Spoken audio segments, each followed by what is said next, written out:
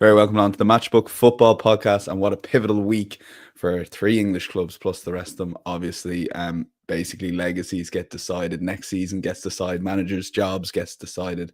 But we will discuss that all with Mark O'Haire and Adrian Clarke. I'm your host, Daniel Hussey. The guys will do your best or their best to point you in the right direction of maybe a winner or two. So the four games will be basically the two Champions League semi-finals, second legs, and the same with the Europa League ones as well. Before we get going, insights.matchbook.com, full recap of all the guys' picks. Do check out the Matchbook Bet and Exchange. We will be discussing a lot of those exchange markets, but also you have bet builder options on site as well, plus multiples too. And if you haven't got a Matchbook account, it does take a couple of seconds to sign up, but you can use the bonus code POD50. It's available on our YouTube screen right now, all the T's and C's. Just enter the bonus code POD50 for £50 worth in free bets. When you bet £50, see a lot of you guys heading over there and setting up a Matchbook account. Well, worth checking that out. We'll start with PSG versus Arsenal. PSG taking a 1-goal lead. This will be our money back bet builder treble. More on that in a few minutes when the guys pick their selections.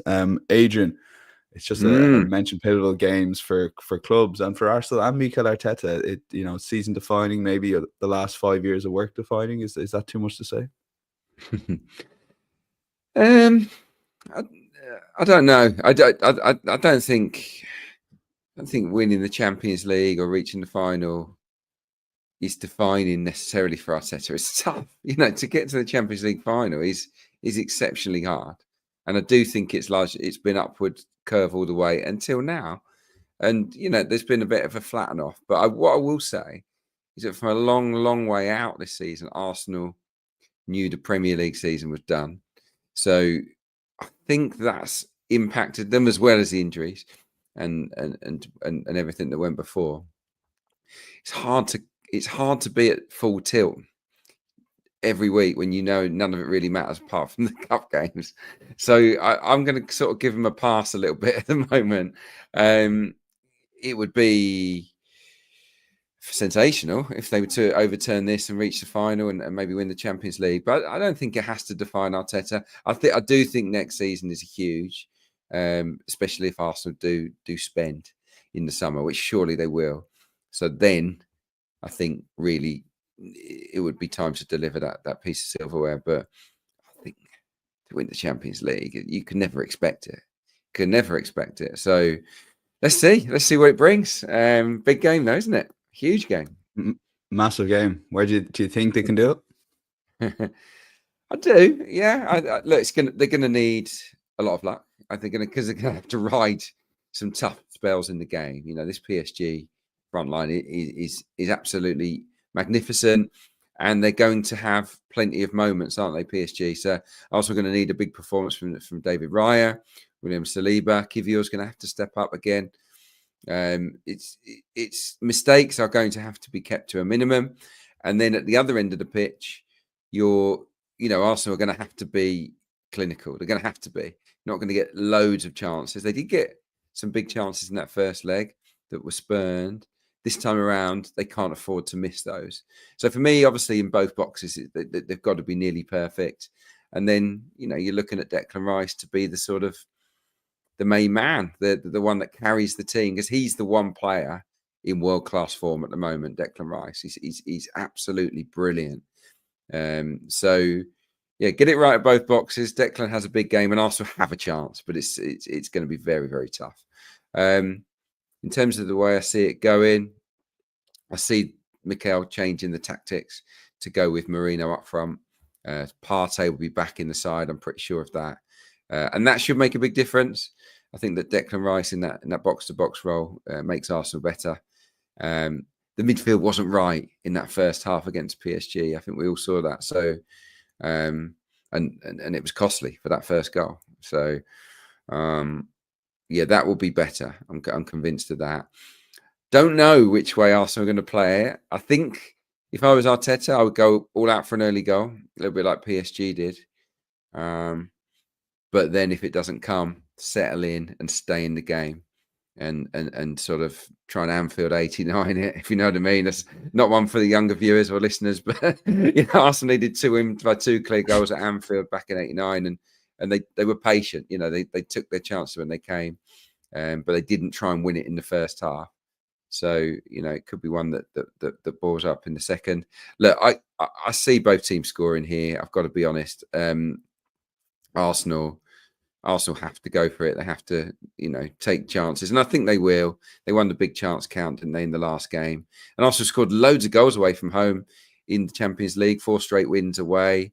Got 7 PSV, 5 Sporting, 2 in Girona, 2 in Real Madrid. So they can definitely score here. Obviously, they might need 2 goals. PSG, given the the quality they've got, given the fact that Arsenal actually, they've had both teams to score in all of the last 4 away games, all those wins. They also did concede. So I think PSG will score. It's just a case of, can Arsenal get 2? That's the way I'm looking at this game. Set pieces will be big for Arsenal. We saw Mourinho, have that one disallowed. So look, there's loads of facets. I could talk all day. I'm rambling on a little bit here, but I do think that this will be a good game, and that we'll see goals. So my pick here covers 1-1. It covers 2-2, which would obviously be heartbreaking, both those results for Arsenal. But it also covers the 2-1 Arsenal win and the 3-1 Arsenal win. So I'm going both teams to score. Feel like that's a strong play here. I'm going under 4.5. I also think that's a strong play here. You can combine the two for a backable price. So that's something to consider. But I'm going to chuck in a really positive one for the Gooners out there. I'm going, and Arsenal double chance.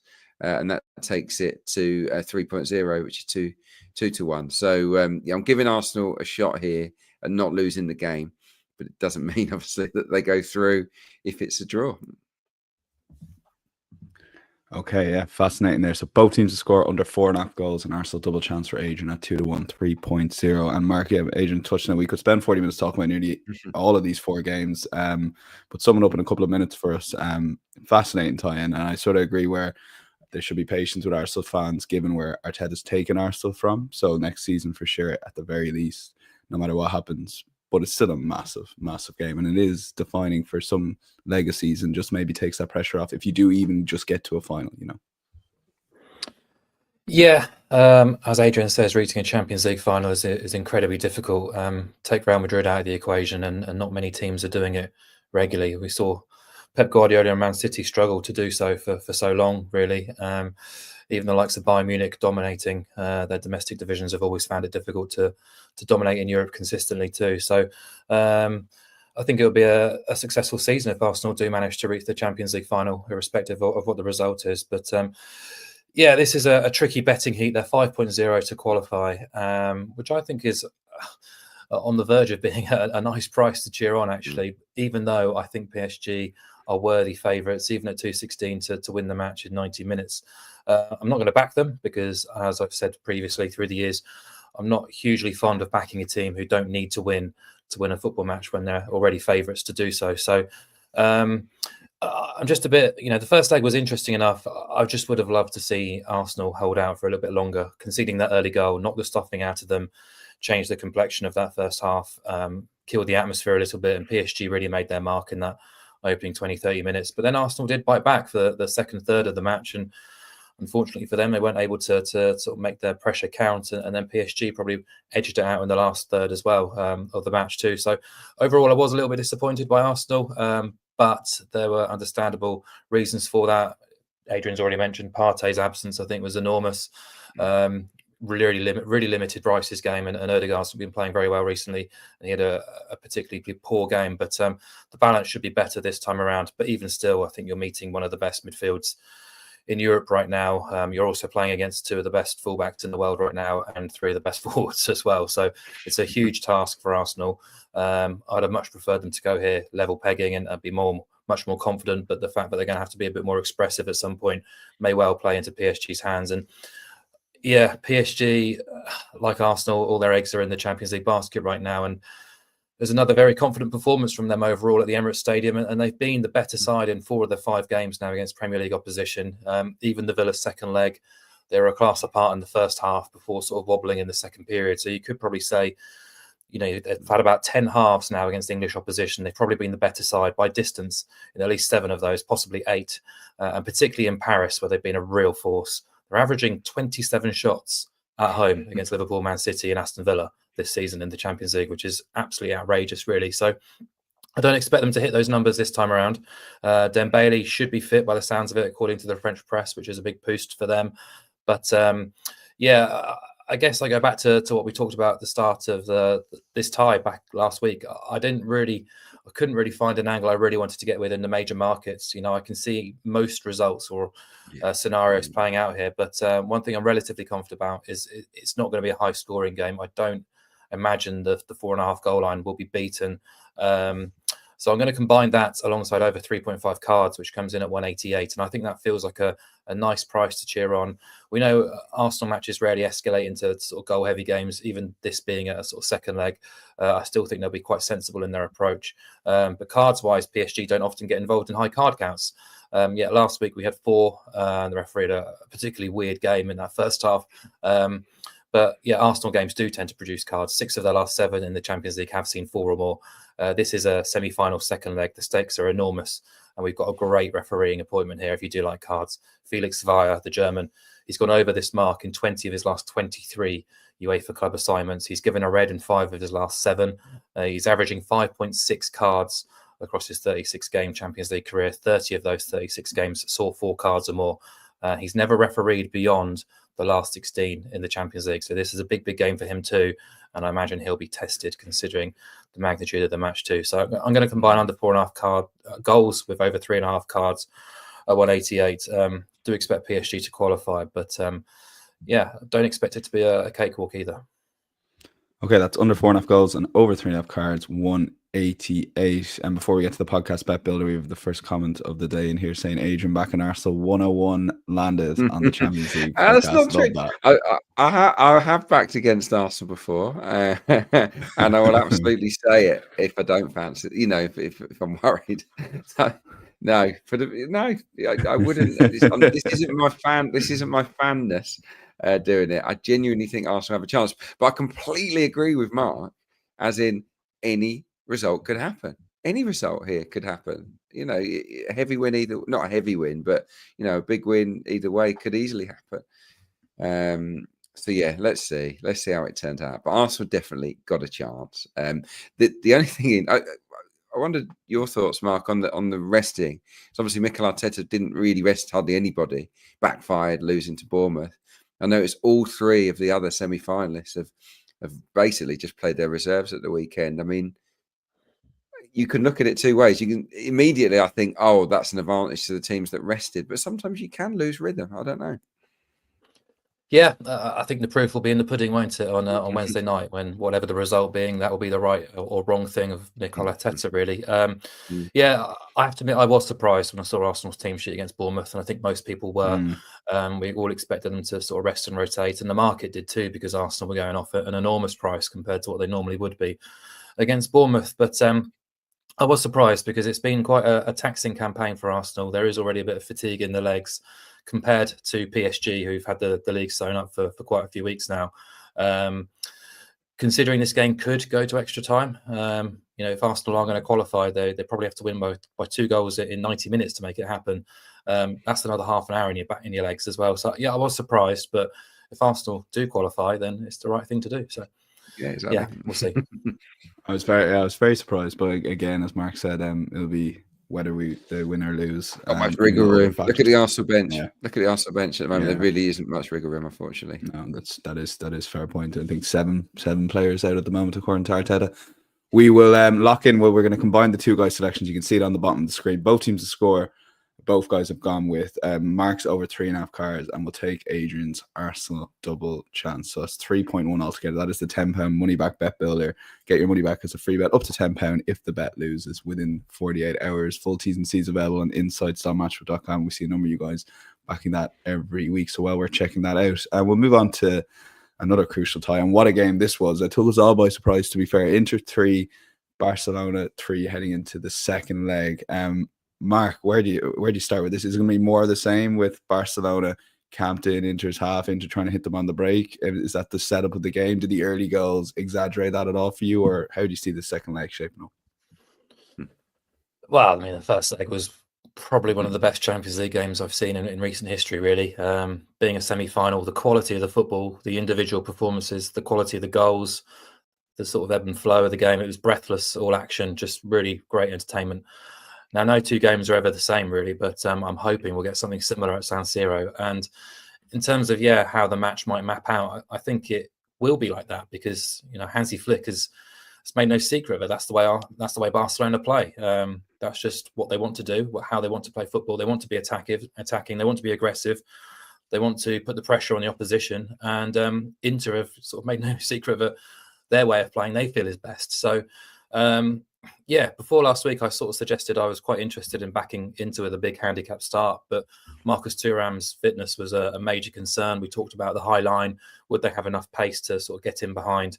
Well, Denzel Dumfries and Marcus Thuram were fit enough to play, and both of them caused havoc with that high line. But more importantly, Inter really troubled them from set pieces, which is something that they've been absolutely fantastic from across all season, really. 14 goals from dead ball situations in Serie A this season, the most in the league. Scored twice from corners in the second leg at San Siro versus Bayern Munich, and did the same against Barcelona. So chuck in that high line, chuck in Thuram's fitness and availability, and you assume there'll be opportunities for them again this time around. And really positively for them, the Italian press seem to believe Lautaro has got a good opportunity to start. I think he's trained with Inter on Monday, so we'll have to wait and see. But if he is included and if he is 80% fit or better, that's a big plus for Inter because Lewandowski is fit and available, but he will be starting on the bench for Barca, who are now without both of their first choice fullbacks. Jules Koundé is missing, which is a big blow. Eric Garcia will come in at right back. He's played well recently, but he's not really anywhere close to Koundé's level. And then on the left back, there was a real area of weakness where Denzel Dumfries just ran all over them down the right-hand flank. And there's a suggestion that Inigo Martinez might move out there to left back. So you've got a centre-half playing at left back and Ronald Araujo partnering Pau Kubasi. So either way, there's weaknesses to be exploited. So, going back to your original question, I can see this match mapping out exactly the same way, really, with Barcelona looking to dominate possession, probing, taking a front foot approach, taking a very shot-heavy approach as well. You look at the quality of forwards they have available. All of them like to have a dig, especially from distance. Rafinha, Lamal, Olmo, Ferran Torres, all very capable. So, high shot counts tend to see corners follow them. And with Inter sort of playing that contain and counter style, I can definitely see Barca racking up the shots and corners, as tends to be the case actually against Inter. If you look at their 6 Champions League meetings against elite opposition this season, Barcelona in the first leg, Bayern Munich over 2 legs, Man City, Arsenal, and Bayer Leverkusen. They have lost the shot count, the shots on target count, and the corner count in 5 of those 6 matches. The cumulative or the aggregate across those 3 metrics: 58, 118, 18, 36, and 12, 38. So it's not even close, really. So I'm really keen to kind of build a bet around Barcelona's dominance of the ball and dominance of territory, and the shot count too. So you can package Barcelona 14 shots or more, and Barcelona to win the most corners, which is 2.5.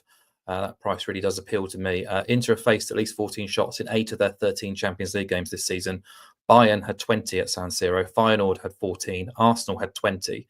Pretty high figures for a side we sort of associate with being pretty rock solid defensively. Even domestically, Roma recently had 19. Bologna and Milan have both hit the 14 mark. If you go away from home, Atalanta, Napoli, Juventus have all managed at least 16 against Inter in recent games since mid-February. So just kind of following long-term trends here in terms of Inter's suffer ball approach, which I do think does lend itself to the opposition side stacking up the shots and the corners. And there's probably no better side in Europe for doing that than Barcelona. So, 2.5 Barca to win the most corners and Barca to have at least 14 shots. Okay, interesting angle, Adrian. Mark reckons it's going to be more of the same from the first leg. Yeah, I hope so. I hope he's right. Although maybe not for my selection. I'm going a little bit against the grain here, even though, of course, it could work out exactly the same, and I think we all hope it does. That was a brilliant game of football with some amazing goals, and Inter impressed me. That set piece threat is a concern, I think, for Barcelona. But goodness me, Yamal was amazing, wasn't he? And it wasn't the only one. There's some beautiful football in there. So no, I think these are 2 excellent teams, but both teams to score no is priced at 3.1, and I don't remember a game that's been priced up at 3.1 for both teams to score no, and certainly not a game involving Inter Milan. I mean, it's a team that at home in the Champions League, that price, that bet has landed in 14 of the last 20. They're very good at keeping clean sheets. And actually, Barcelona, if you look at their recent away form in all comps, 4 of their last 7 games, both teams to score no has landed. Even though they are super attacking, they have gone away, particularly in La Liga, and won 1-0 and won 2-0. So I think that is a possibility here, and I don't think we should write off the likelihood of that happening. Because you tell me this, how often do we see it where one half of football, and I'm classing the first leg as a half here because it's halfway through the game, one half of football is absolute carnage. The managers get them in at half time and it's a completely different game. And, I just think it was a little bit too crazy for the managers not to touch it, if you get my drift. Like, I know that Flick has his way, and I don't expect him to suddenly go cautious and drop onto the edge of his own box and play a low block. That's not going to happen. But surely both managers will try and tighten up a little bit. And so I just think it's a player. Of course, based on the first leg, you say nonsense choice, but at this price, 3.1 for either Inter or Barcelona not to score. Say Inter score first. How many times have we seen Inter shut teams out? They did it to Arsenal. Arsenal absolutely battered the door down, couldn't score in the league phase. And we've seen that story a few times. Barcelona score first. Could they run away with it? Maybe. So let's see. Because, you think about the quality of Inter's goals as well. Real high level. Can they repeat that? So I've got more of a goals-based or attack-minded based bet a little bit later on, but purely on the price here, and because it's half time and the managers may fiddle around a little bit. Both teams to score at 3.1 could be good value.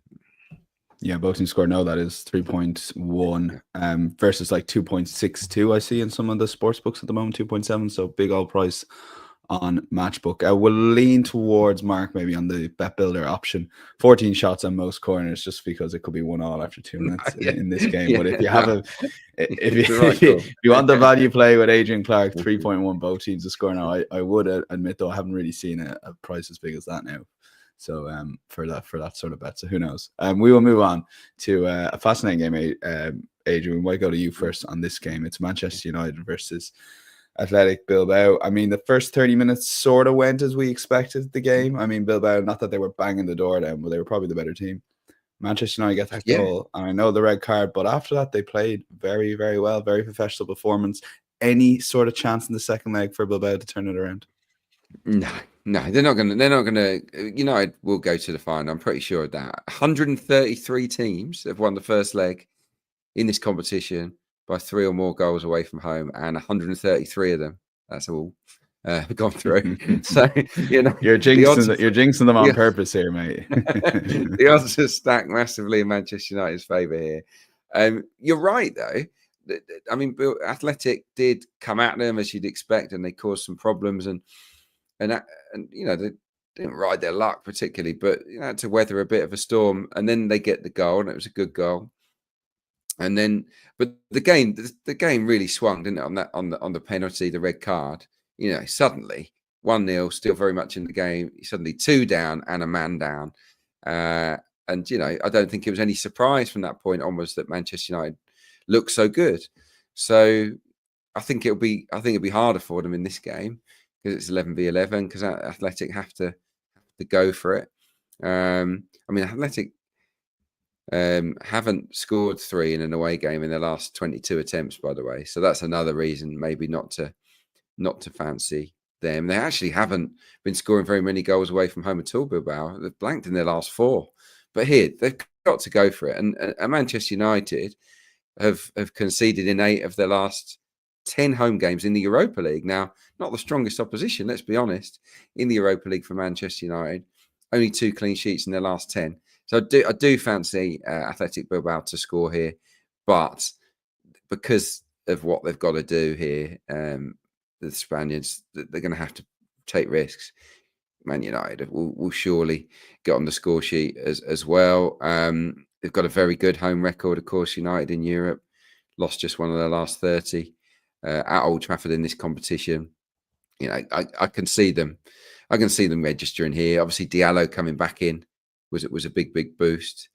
Man U have scored multiple goals in their last 5 home games as well in the Europa League. So not just 1 goal, 2s and 3s in the Lyon game, certainly more than that, and the Sociedad, of course. So yeah, I think it'd be a good game, a really good game, because Bilbao have to go for it. But ultimately, I think both teams will score and United will progress. So yeah, I'm just going to keep this one simple. Both teams to score 1.79. Because United don't need to win. I'm going to take the Mark O'Haire route and avoid picking them to win. So just, on the nose, both teams to score. Yeah, Mark, you're under similar lines here, expecting Athletic, I guess, to really go at United. Maybe they can pick them off because like someone like Bruno Fernandes has been probably nearly as good as any player this season. You know, I exaggerate a little bit there, but not far off in fairness to him. Yeah, he's been one of the few players who's really stepped up and produced consistently under Ruben Amorim. But yeah, I haven't got a massive opinion on this game. Obviously, being that a 3-0 aggregate scoreline puts you off it a little bit in terms of how it might play out. But for Athletic, yeah, I mean, probably one of the biggest surprises or shocks results I've seen all season, in fairness, considering where Man United were coming into this match. I was absolutely stunned, and obviously the red card is influencing things, but Bilbao was in sort of party atmosphere in the lead up to the game, and I just felt this whirlwind was going to come United's way, and they just managed to kill all sort of hope and belief and silence that support with that sort of 15-minute blitz before half time, and Fernandes was absolutely key to that. So it's very difficult to see a way back for Athletic now, and they were pretty laboured on Sunday night in the derby against Real Sociedad as well, so you have to question their sort of fitness levels now coming into this. Are they able to raise themselves again, considering the sort of hammer blow they received last Thursday? United able to rest and rotate, but it's not a game of a major view on. But I think there are two sort of schools of thoughts here. One could be this game could just drift and sort of play out in a bit of a damp squib, really, with a tie already over. Athletic sort of lacking anything in the tank, and United just kind of happy to play the game out. But the other, which I think is probably the more plausible, is Valverde and Athletic will try and sort of rally themselves for one last hurrah, really.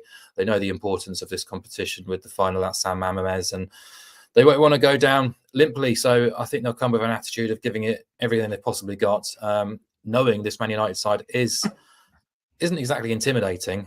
Yes, they can raise their levels, and they've proven that this season, but for the most part, they've been pretty drab. So they'll be encouraged by what Lyon managed to do at Old Trafford, and 11 versus 11. I think they can be the measure of Man United. So whilst the unthinkable is very unlikely, they do possess more than enough ability, I think, to hurt Manchester United, home or away, and at least try and make the second leg more competitive. So both teams to score sort of just shy of 1.8 was the more appealing play. 5 of United's 6 home Europa games have seen both sides score. 10 of the 13 overall have seen both sides score, as have 4 of Athletic's 6 away in this competition. And most of those numbers are kind of irrelevant, really, considering the dynamics of this match and the magnitude of it. So, but it just gives you an inkling of how these two teams have been throughout Europe this season. So, I'm going to just kind of back Athletic to raise it for one last time and give United a game. So both teams to score at 1.79. Okay, usual caveats apply with a 3-0 lead, but maybe the guys have stumbled upon a decent price there. Both teams have scored just short of 1.8. The podcast selection, Bodo Glimt trailing by 2 goals versus Spurs, maybe a critical final goal for them. Mark, we'll start with you. I mean, most people who listening and watching this will know this, but talk to us a little bit about the differences between the first leg at Tottenham Hotspur Stadium versus this plastic pitch, second leg, Bodo Glimt's home record, etc., etc. Yeah, I mean, I'm really looking forward to this, which might surprise some people who watched Thursday night's match and saw Spurs dominate. Spurs fans who might believe they've got one foot in the final, booking travel to Bilbao, hold fire until Thursday night. In fairness to them, I know a lot of them, they definitely don't think that at the moment. So because this tie is not done, and this is not going to be a walk in the park for Spurs, anything but. Everything we saw last Thursday night, erase it from your memory. This is different. Now, Spurs were very good, very dominant, very deserving of a clear victory. They were very impressive in quite a resolute performance at Eintracht Frankfurt in the second leg of the quarterfinal too. We absolutely know they have the ability and the capability to step up and produce when it matters, home or away this season. We've seen that on occasion, but a match against Bodo in neutral territory, absolutely, they'd be clear and strong favourites to progress, no doubt about it. But this is different. They're going to the Arctic Circle, inside the Arctic Circle. Now, the conditions at the minute look like they could be okay, sort of around 5 or 6 degrees, but weather is very changeable in that part of the world. It's very erratic. Don't be too surprised if wind, cold weather, snow, sleet all sort of arrive all at the same time sometimes. Anything's plausible, as well as the artificial surface, which we've already seen Spurs struggle with this season at Tamworth in the FA Cup. So many good sides have come a cropper here at Bodo. Now, ordinarily, home field advantage is worth about sort of 0.3, 0.4 of a goal. There's a strong suggestion that because of these conditions, the home field advantage here for Bodo is stronger. They are a very small kind of community-based club with a great atmosphere in a compact stadium that has real energy about them, a real front foot attitude. They're brave, and they've got a great history for bloodying the nose of some big teams. Now, I watched the game against Lazio in the first leg of the quarterfinals. They won it comfortably. They could have absolutely annihilated Lazio that night. They could have scored 6 goals, which is no exaggeration. That's despite being 3.0 underdogs in that first leg. They did similar as well this season. They've beaten Maccabi Tel Aviv, Twente, Olympiacos, all by 2-goal margins alone. They also welcomed 3 of their key players back from suspension. Patrick Berg, the captain, is massive. Hakon Ivan and Andreas Helmerson too. They're going to bring the noise here, and I really wouldn't want to oppose them as big underdogs here, which I think is doing them a disservice, actually. Teams who've lost the first leg by 2 clear goals away from home have a 14% success rate for qualifying. That's a higher percentage hit rate than I expected in this competition. Bodo will believe that they can maintain their strong home European record and get through here. So, yeah, they've won 9 of the last 10 home European games. They've scored 3 goals or more in 11 of the last 17. And if you look at the last 8 home European games, they're averaging nearly 2.3 expected goals and almost 16 shots at home. So, they've beaten the likes of Porto this season as well. I think they're a really big price here. But to be able to get them double chance and over 0.5 goals at 1.8 is a standout bet for me. You're basically backing them to win or draw by any scoreline that's not 0-0. Just opposing Spurs. And look, if you look at Tottenham's road record this season, doesn't fill you with confidence. There's also that Spursy tag to get over too. Yeah, we just don't know, but I think Bodo will give them a right good game. So happy to get them on side. Yeah, double chance and over 1 goal or more in the game, that is.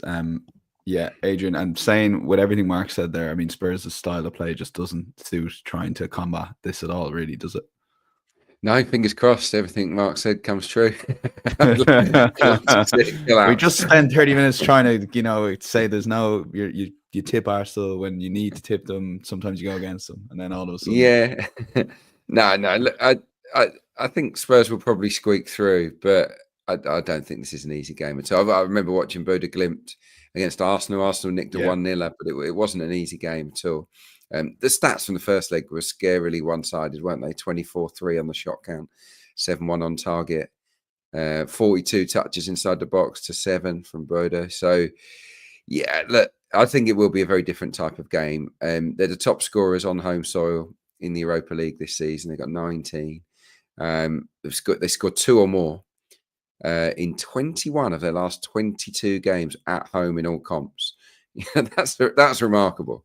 That's absolutely brilliant, isn't it? So, they're scoring 2s and 3s a lot on their own patch. And look, anyone that's watched Spurs this season, domestically or in Europe, away from home, knows that you can get at them and that you can create chances and that they can be a bit of a soft touch. They can certainly get rattled. And I think Bodo Glimt have a chance to rattle them here, especially if they get that early goal. So, I did look at Bodo Glimt to score twice or more, and both teams to score here at 2.5 because both teams to score has landed in an awful lot of games at this stadium in Europe. Not the last 2 where they got clean sheet wins against Lazio and Olympiacos. But no, I think I've just steered away from it in the end. I'm just going to keep it relatively simple, similar to Mark. Just on the Asian handicap, I want to back Bodo Glimt plus a 1/4 of a goal.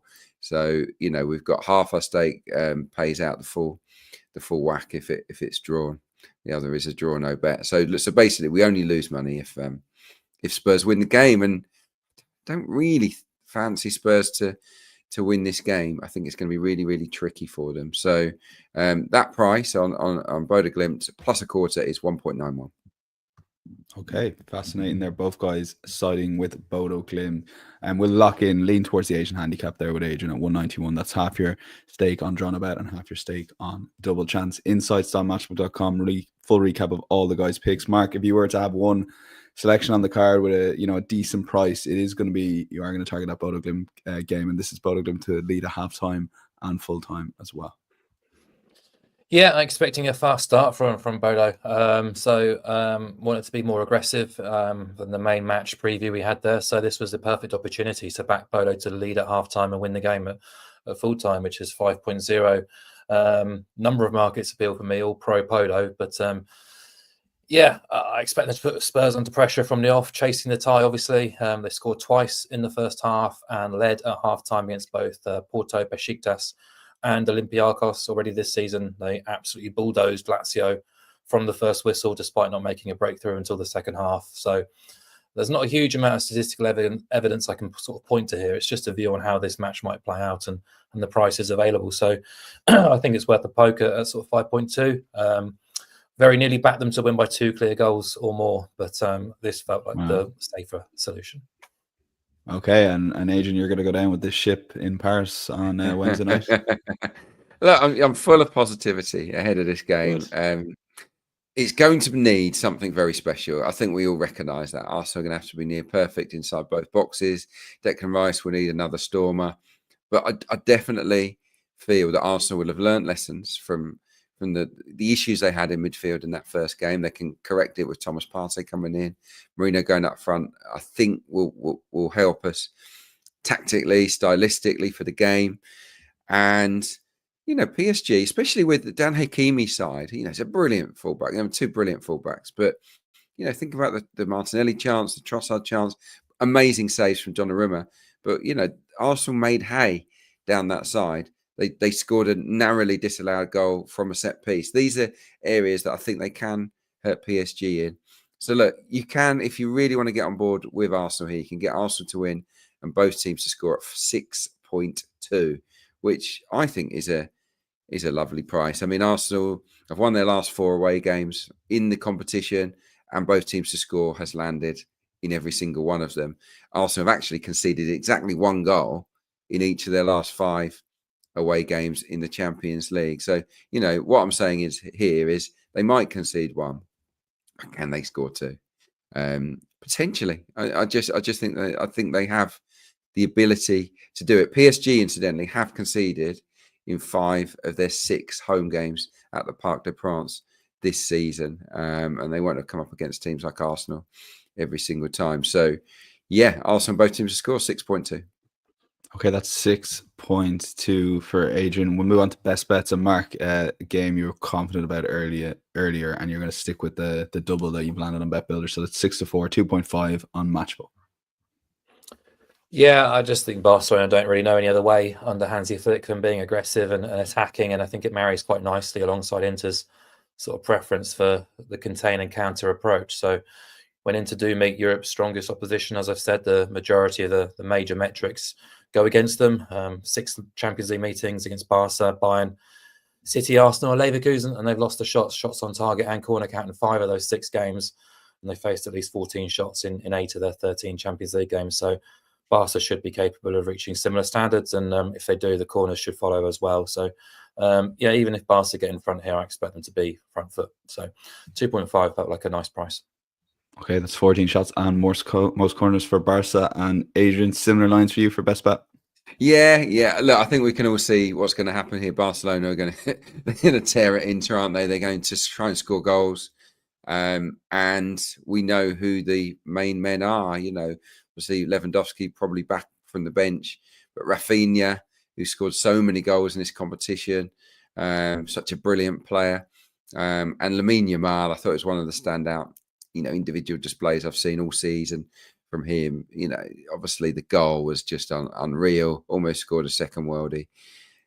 The kid's very, very special, isn't he? So Yeah, rather than looking at the scoreline here, I just felt to get Rafinha to have one or more shots on target and Lamine Yamal to have one or more shots on target, you combine that, it's 1.85. And for me, it feels a little bit like a no-brainer. I'll tell you their counts in the competition. Yamal's had 20 shots on target. Rafinha's had 19. That ranks them 5th and 6th individually. In terms of total shots, Rafinha's had 50, 3rd of all players in the competition. Yamal's had 43, which is 5th. And in that first leg, Yamal had 6 shots, 2 on target. Rafinha had 5 shots, 3 on target. We don't need to hit those kind of numbers for this bet to land at 1.85. Okay, yeah, packed up with a lot of good stats there. Insights.matchable.com for full recap. All those guys' picks throughout the week, Tuesday, Wednesday, and Thursday night games. Really looking forward to a critical week, as I mentioned at the start of the podcast, of European semi-final action. We wouldn't have it any other way. My thanks to Adrian and Mark. We'll be back later in the week to preview a full weekend card from the Premier League, as well as the rest of the action in the EFL playoff time, that is, and European action. But enjoy this week's Champions League and Europa League. We'll chat to you later in the week. Bye-bye.